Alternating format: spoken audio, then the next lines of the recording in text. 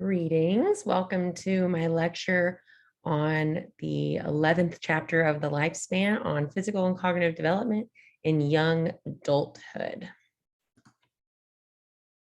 Learning objectives describe physical development in young adulthood and contrast the effects of healthy versus unhealthy lifestyles, and compare dominant views of the changes young adults experience in cognitive functioning and suggest problem-solving approaches that apply the post-formal or relativistic thinking needed for the unstructured problems they face. So there are shifts in the onset of adulthood. In the past, the onset was determined by marker events.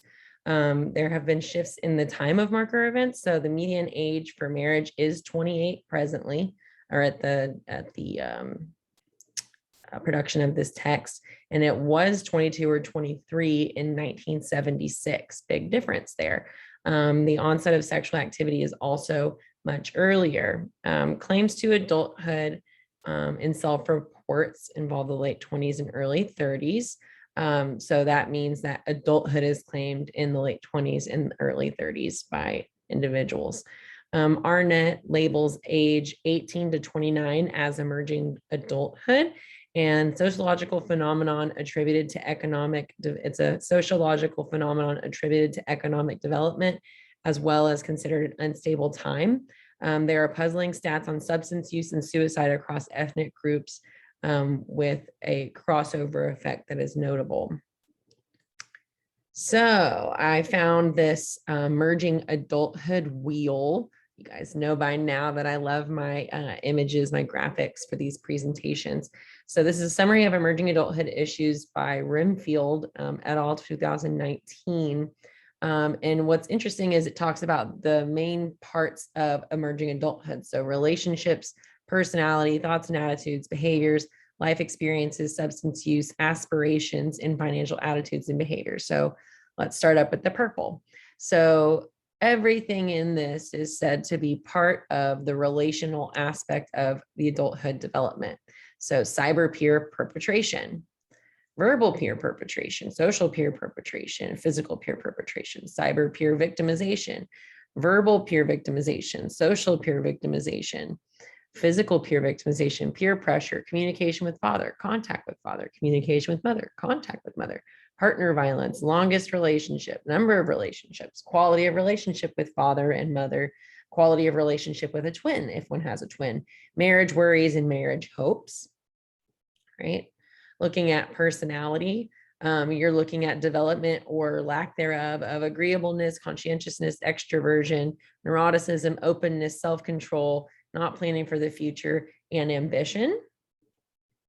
In terms of financial attitudes and behavior, you're looking at the financial attitudes and behaviors that one has: financial literacy, knowledge of products. Do you know about 401ks, Roth IRAs, stock investments, doing a compact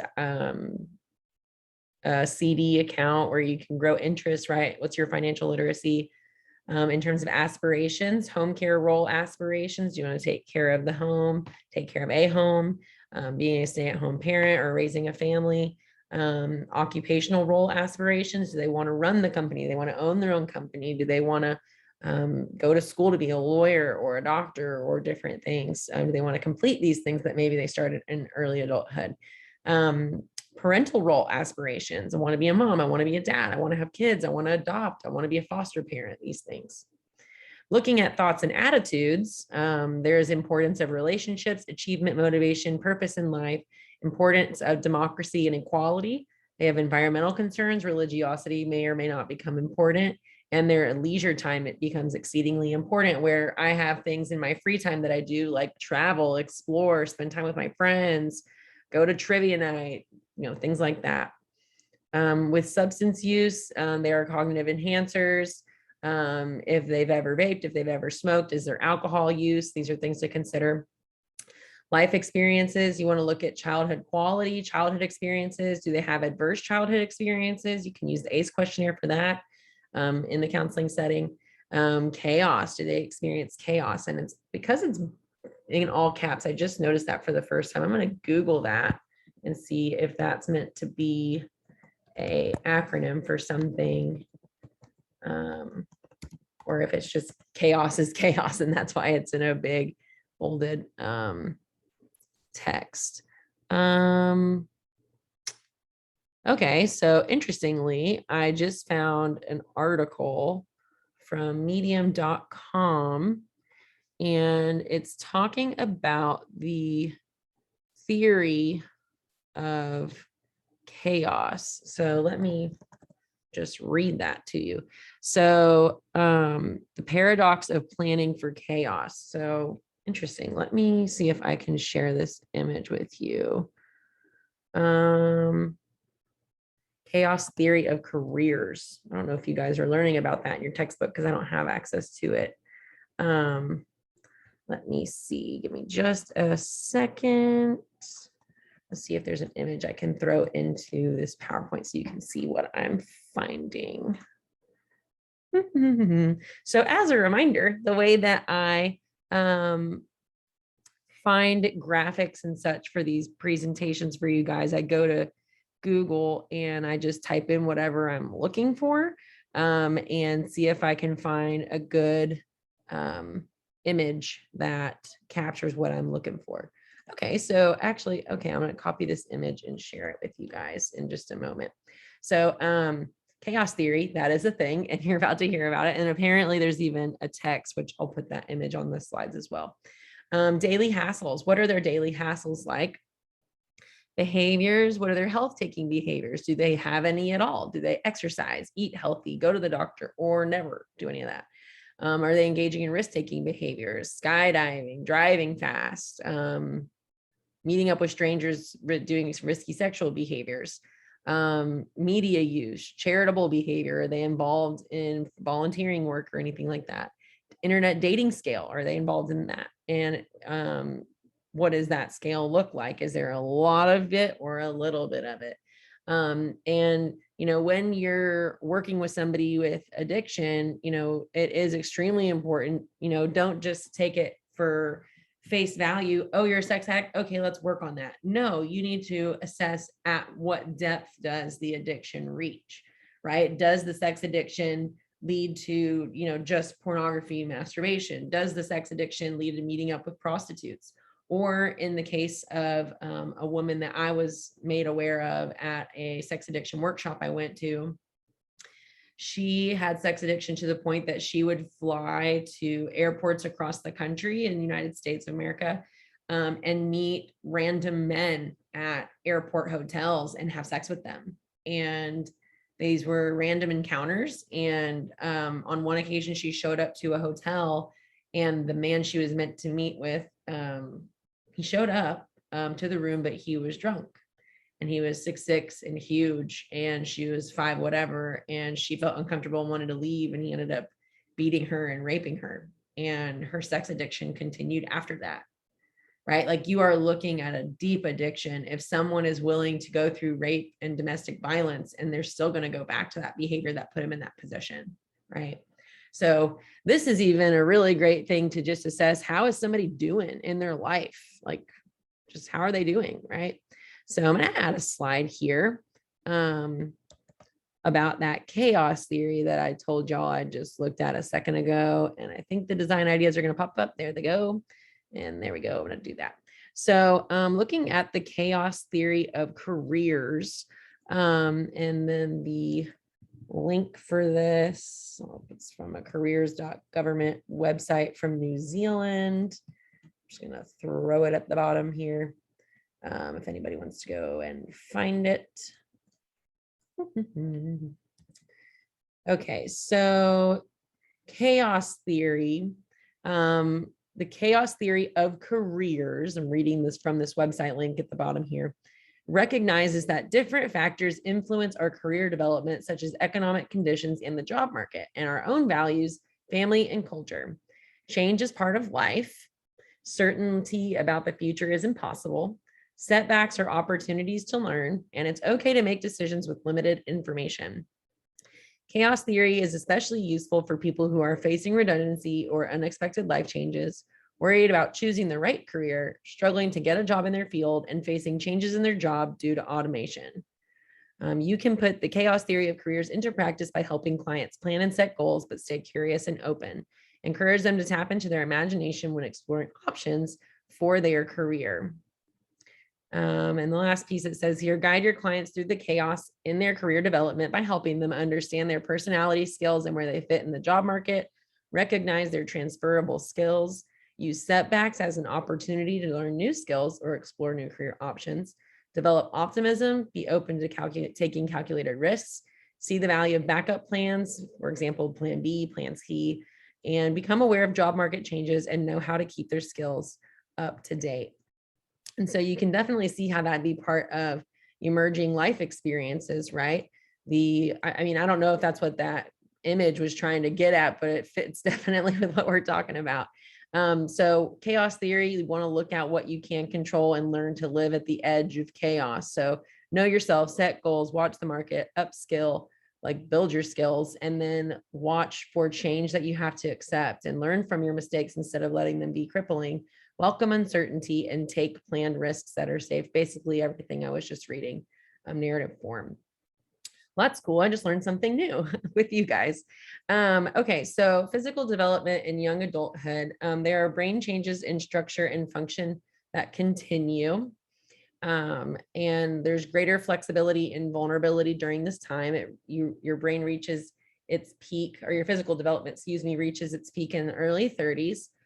Which is, you can see why people are playing in the NFL in their 30s, and in pro sports, that's when their bodies physically reach their maximum functional abilities, strength perhaps.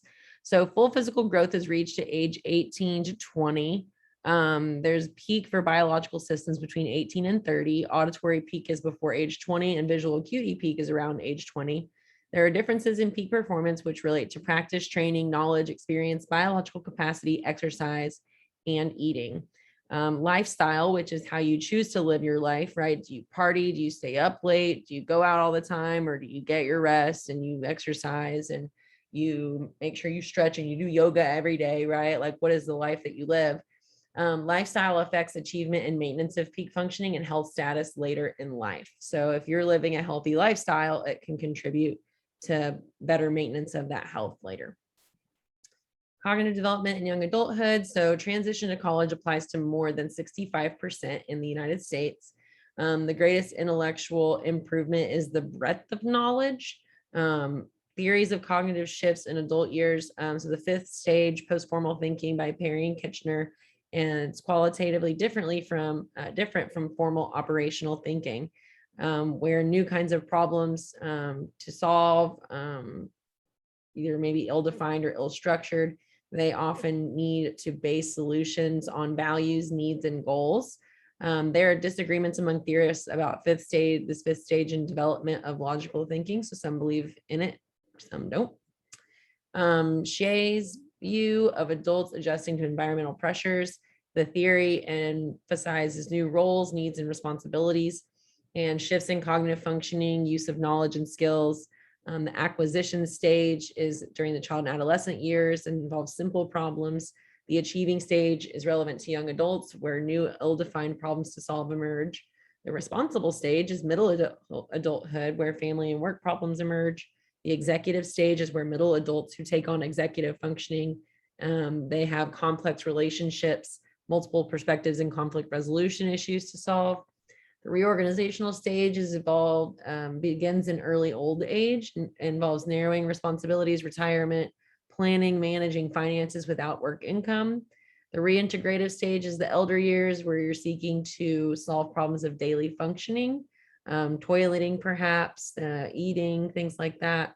And then the legacy leaving stage is an extended sense of purpose, and there's a recording of the life story, perhaps writing one's autobiography. Here's an image of Shea's lifespan model of cognitive development. So you can just see them growing across the years, right? So we had acquisition, achieving, responsible, executive, right? Acquisitive, achieving, social responsibility, executive, reorganization, reintegration, and legacy periods. You see the ages across the top. So you kind of see it's like a stair step model instead of just a big old block of text, which I sometimes struggle to retain it when it's like that. I do better with visuals. So post-formal thought described Sinat and most theorists as relativistic. There are different truth systems that view the same event from different perspectives in different contexts. Post-formal thinkers recognize validity of different views. They may commit to one view or seek compromise that is not absolutist. They accept more than one right answer to some problems and conflicts. It's viewed by Chandler and colleagues as advanced formal operational thought, which is the result of self-reflection and metacognitive awareness. So Perry's theory of intellectual and ethical development in the college years has stages involving moving from absolute dualistic thinking to relativistic. So absolutist, dualistic would be that black and white where it's this or it's that. And then relativistic is more flexible and fluid. So dualism involves positions 1 to 4, whereas relativism has positions 5 to 9. Position 1 is strict dualism, right versus wrong, where authority is no truth. Multiplicity is pre-legitimate and multiple ideas exist where one's right. Multiplicity is subordinate, where multiple ideas are real and legitimate. Late multiplicity is some ideas are more legitimate than others. As for relativism, position 5 is contextual relativism, where there's a base idea, basing of one's ideas on evidence, right? So I'm looking for proof that it's right, it's true. Position 6, I keep wanting to say stage. Position 6 is commitment foreseen. You commit to your own worldview.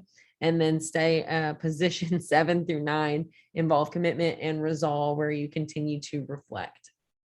And of course, I have an image here for y'all to see them all broken down. So dualism involves the facts, only right or wrong, true or false. I know I can learn this if you just tell me what I need to know. Multiplicity is where everyone has an opinion, so all are equal. Students may distrust authority, reason, abstraction, and science. And relativism, you see the existence of disciplinary reasoning through criteria and arguments. Students may appear successful.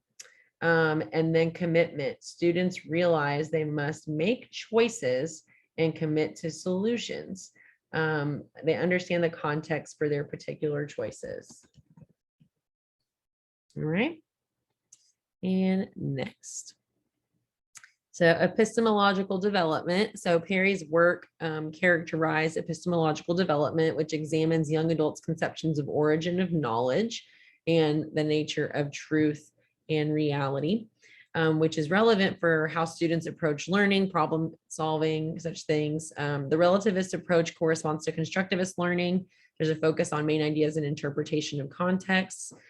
Support thinking with legitimate evidence, view the whole problem by considering all components. Dualists look for right answers, memorize facts, view problem-solving tasks narrowly by breaking into unrelated parts, right?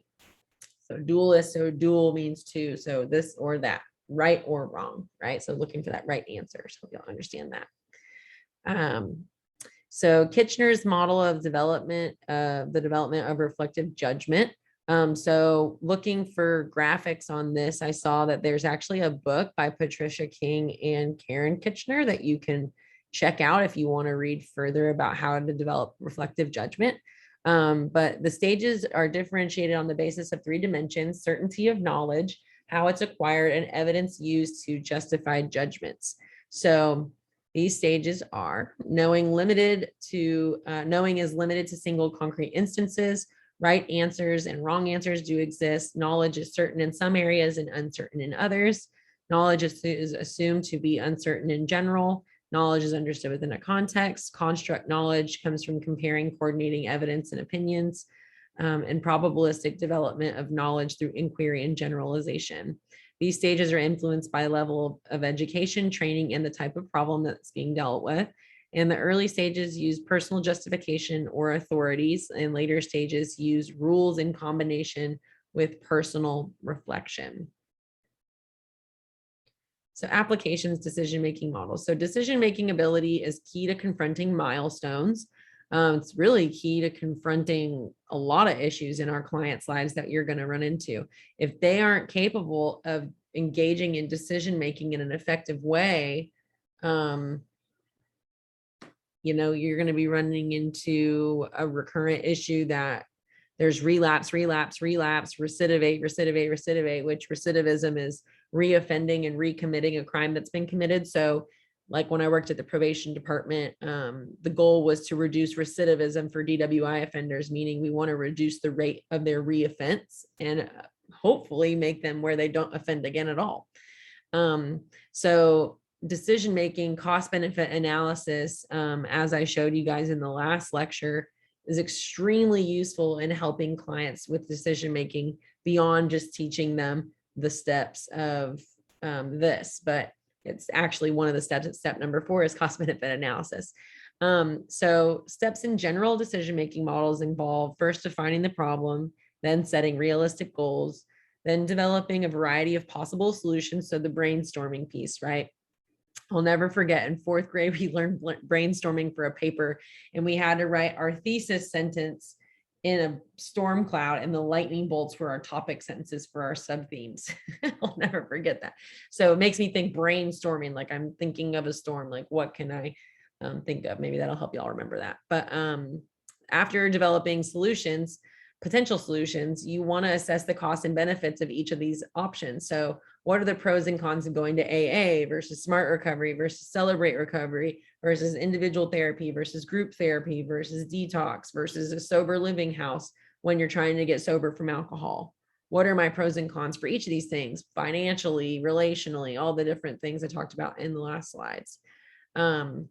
And then you select and implement an alternative and review its effectiveness. If it is effective, keep it going. If it doesn't work, go back and try another option, plan B, plan C, whatever. And you want to weigh the client's thinking in the problem solving. Are they absolute? Are they black and white thinkers? Are they relativistic? You know, do they use cognitive distortions in perceiving their problems? Are they using mental filtering where they only notice the negative sides or they only notice the positive sides? That could be a problem because reality has positive and negative. So if you're not acknowledging one side of the evidence, you're not living in reality, right? Is this person overgeneralizing? They're catastrophizing. They're making it worse than it actually is. Or are they minimizing and their view isn't realistic, right? You want to look at whether cognitive distortions are part of their decision making. And that's something you're going to see a lot of when you're working with clients in counseling, is use of cognitive distortions and unhealthy core beliefs. Or unhelpful, maybe not unhealthy necessarily, but the nature of the core beliefs is that they make their health not so great mentally, at least when they're unhealthy. So applications to critical thinking. So skills develop gradually and they're enhanced by teaching strategies. Relating academic content to real world experience and goals is important. You want to address what constitutes fact and attitudes about the nature of the truth. Directly addressing how evidence is evaluated is another skill that's developed. Conceptually challenging tasks and adequate scaffolding, interventions that last for more than 12 weeks, and explicit programs in critical thinking and how to practice skills, So for clients with rigid belief systems, you want to balance support and challenging, facilitate more cognitively complex thinking.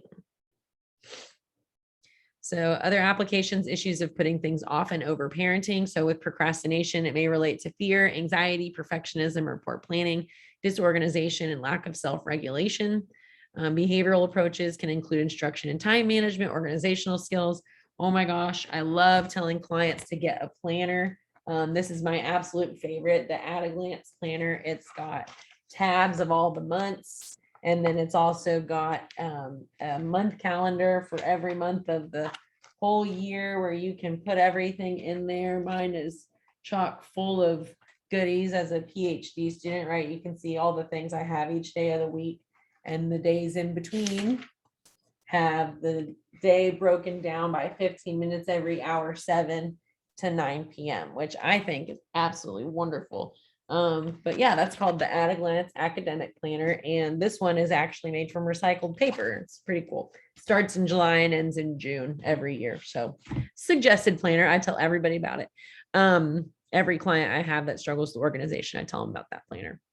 But yeah, you might need to help them with organizational skills. You might need to teach them ADHD management skills, even if they don't have ADHD skills, just because a lot of that stuff related to managing ADHD has to do with organization. So you might find that some ADHD resources are good for people that just struggle to be organized. And then also approaches to addressing psychological needs can involve self-reflection and stress management. Overparenting is intended to prevent failure in adult children. Excessive amounts of support lead to problematic outcomes. So that helicopter parenting stuff, as much as you think it's keeping your kids safe psychologically, could be causing a lot of different issues, which if you look at table 11.2 in your textbook, it has outcomes associated with overparenting. And then table 11.3 has models, a model of stages in counselor development. So this is chart from the NCBI, the NIH. It's a government resource for the counselor development model. And so levels 1, 2, and 3. I don't know what's in your textbook, but this is something that I was taught about recently in my doctoral internship class that I'm currently in. And there are 3 developmental levels for a counselor. And level 1 characteristically focuses on yourself. You're anxious, uncertain, you're preoccupied with performing the right way, you're overconfident of your skills. You overgeneralize, you overuse a skill, you have a gap between conceptualization, goals, and interventions, and your ethics are underdeveloped. So maybe you don't know the ethical code at all. I would recommend, if you haven't already, start reading the ethics code and keep reading it over and again, because that is like the thing that's going to keep you from lawsuits more than anything else. Practicing ethically as a practitioner, knowing your limitations and performing within them, right? Providing services within them. And I've met students that are in the practicum phase where they're actively giving counseling to clients and they haven't read the ethics code even once, which that's pretty scary thought, because how do you know if you're not doing things you're not supposed to be doing if you've never read the code, right? So I'm just encouraging, I don't know how many semesters away you are from doing your practicum, but the sooner you read it, the better, because the more you read it, the more familiar it will be, and it'll be kind of second nature to when you start actually practicing counseling.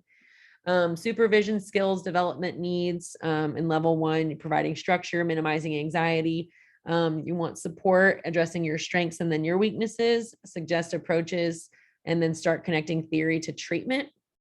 Techniques used involve observation, skills training, role-playing, reading, group supervision, and closely monitoring clients.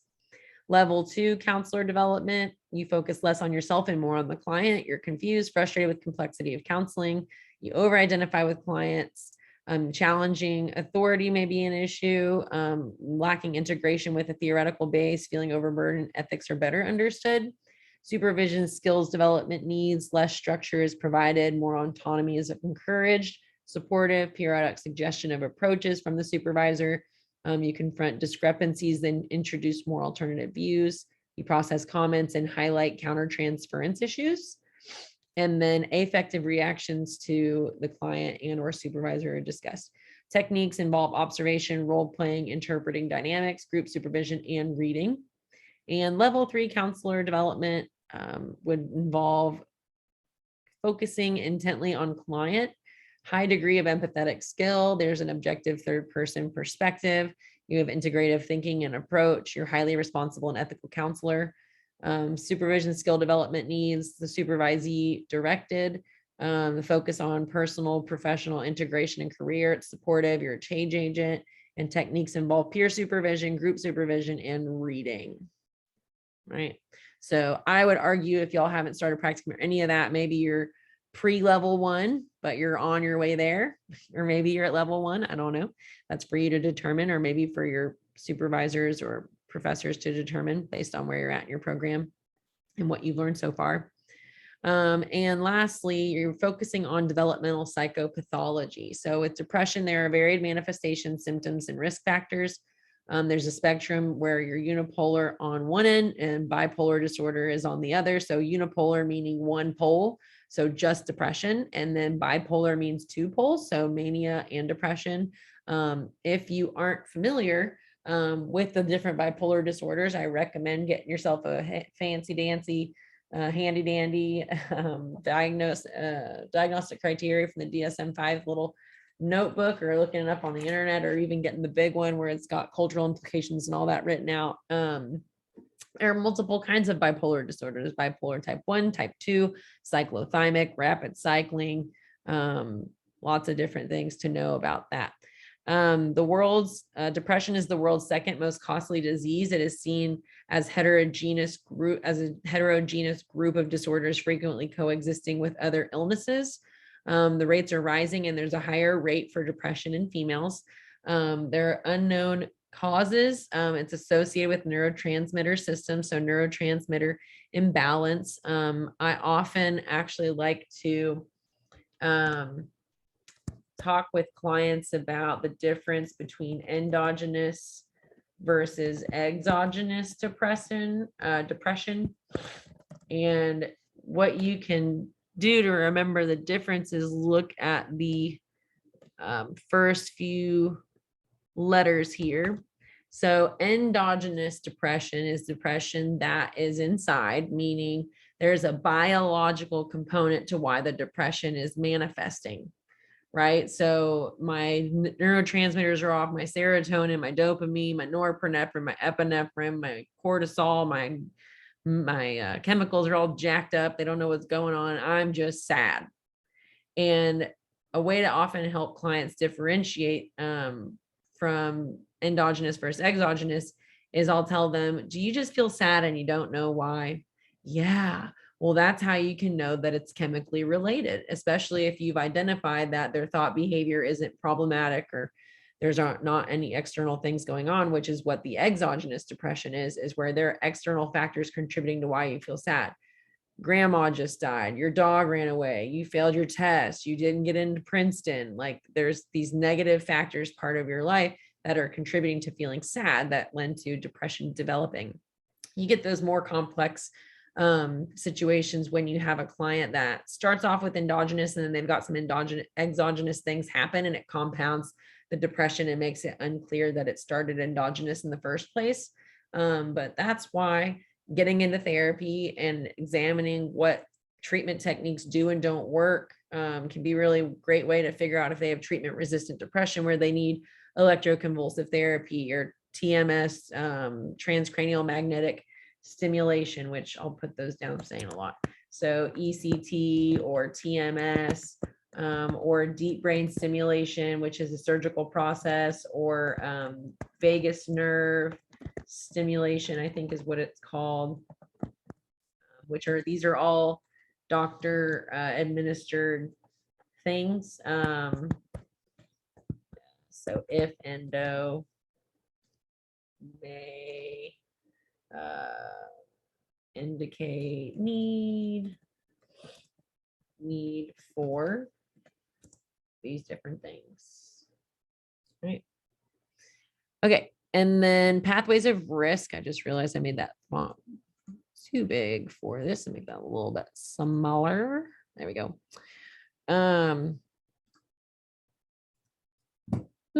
Pathways of risk include childhood presentation or adolescent onset, right? So you want to watch out for the emergence of symptoms during adolescence, because that could be when it first shows its face in a client's life. So that's why I like to ask about, have you struggled with this before? How long have you been having these symptoms? Oh, ever since I was a kid. Oh, just in the last year. Okay, well, what happened a year ago? Okay, did something happen as a child? No, as long as I can remember, I've always felt this way, right? And then treatments for depression include pharmacological, cognitive behavioral, interpersonal, and mindfulness-based cognitive therapies. Like I said, these are also treatments, and even like ketamine infusion or ketamine nasal sprays or ketamine infusions, but these are all doctor administered things that some need more research. So y'all will become more aware of these things as you get into the field and do more continuing education trainings and such. Okay. Questions for chapter 11. So according to Arnett's research with young people in the United States, when do most individuals perceive that they have reached adult status? 18 to 20 years of age, 18 to 22 years of age, around the age of 24, late 20s to early 30s? Which one?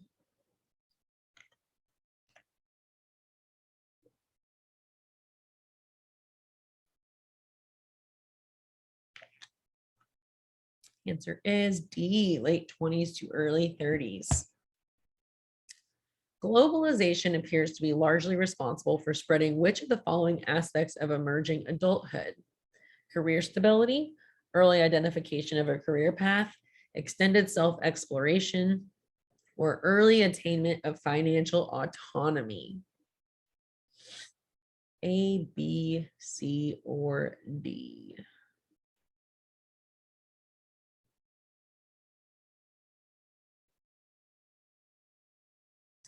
C, extended self-exploration. During what period of physical development do all of the body's biological systems reach their peak potential? Age 18 to 21, age 22 to 25, age 18 to 30, or D, age 25 to 40?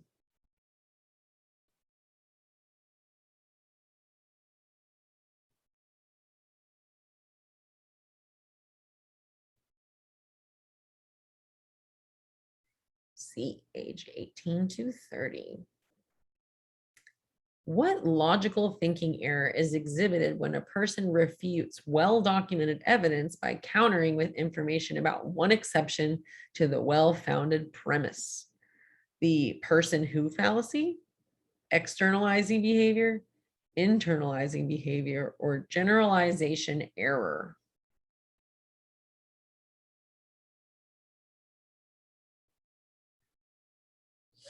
Person who fallacy, externalizing behavior, internalizing behavior, or generalization error?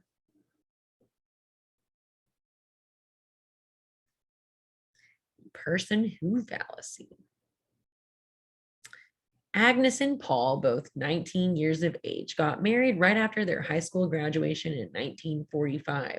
Their first child was born a year later when they were 20. Agnes, like most other young women she knew, stayed home to raise her children. Paul found a good job at a nearby food processing plant. Given their generation, which of the following best defines this couple's stage of life at the age of 20? Agnes and Paul were enmeshed adults because they were still relatively young and not completely autonomous. Agnes and Paul were adults because they were married and had a child. Agnes and Paul were not adults because they were not 21 years of age. Agnes and Paul belong in the category called youth because they continued to explore possibilities.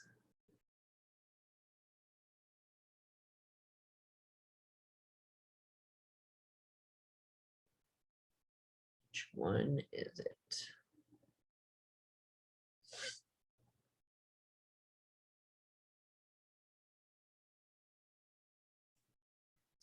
E. Agnes and Paul were adults because they were married and had a child.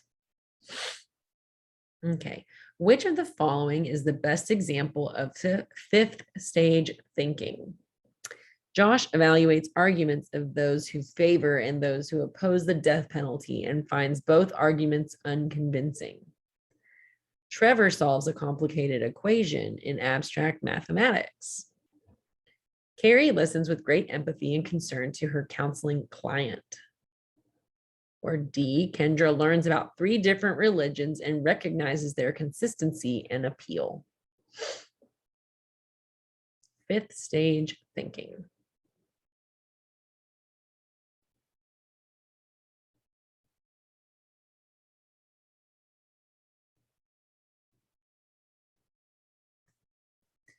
D, Kendra learns about 3 different religions and recognizes their consistency and appeal. Donna runs a daycare center. After many years of hard work, the business has grown and provides a steady income. Donna's daughter, Elaine, has asked Donna to give her a loan for a down payment on a business of her own. In order to provide this loan, Donna would have to cut expenses at the daycare center, including reducing staff by at least 2 employees. Based on what you know about Donna, what is her stage of cognitive development according to Shay's view of adult adjustment? The 5th stage of cognitive development, the executive stage, the achieving stage, or the acquisition stage? As a reminder, this was the green stair step image that I posted in this slideshow.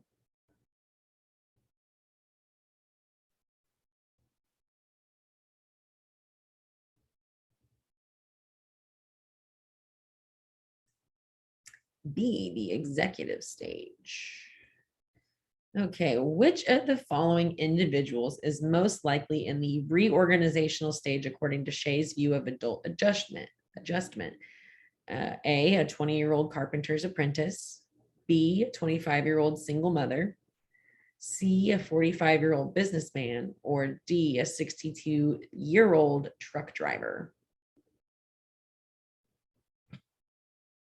Reorganizational stage.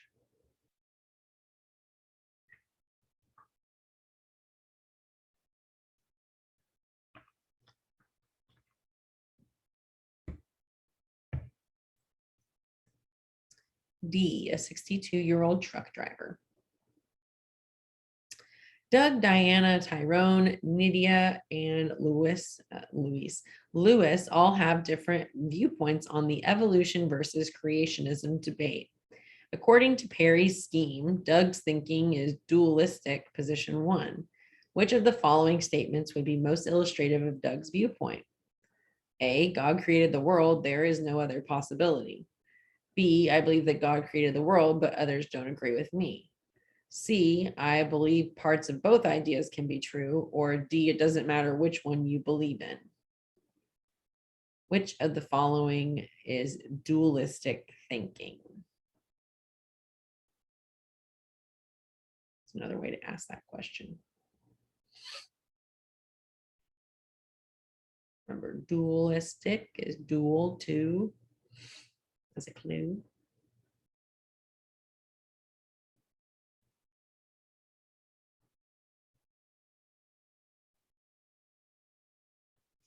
A, God created the world, there is no other possibility. Jane is a new therapist who works with couples and families. Her decision was motivated by her sister Melinda's experience of spousal abuse. When Jane meets with her supervisor to review cases, he points out that Jane takes sides with her female clients when they cry or describe intense conflicts with their husbands. She believes her supervisor is blind to the signs of abuse. According to Kitchener's theory, on what assumption is Jane operating?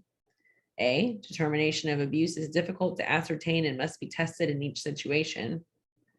B, determination of abuse should only be reached after consultation with expert supervisors. C, determination of abuse can be made if one has some personal experience. And D, determination of abuse should be based on the context.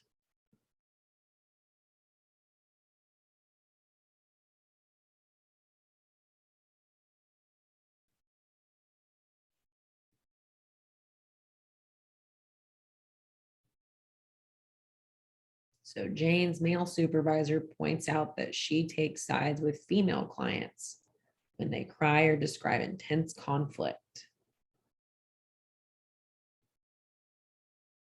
She is assuming her supervisor is blind to the signs of abuse. So according to Kitchener, what assumption is she operating from? A, B, C, or D? C, termination of abuse can be made if one has some personal experience. And the last question from the book. So counselors should know that the period between ages 15 and 24 is a time when good mental health is at its peak with the lowest rates of depression or other major mental health problems. B, the time of highest prevalence rate for depression across the lifespan. C, a time that is not significantly different from any other time of adulthood with regard to depression, but when clients may face many transitions. Or D, a time when most learning processes slow down significantly.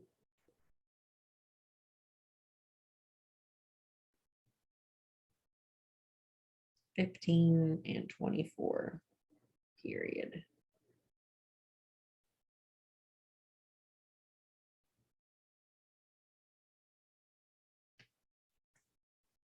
B, the time of highest prevalence rate for depression across the lifespan.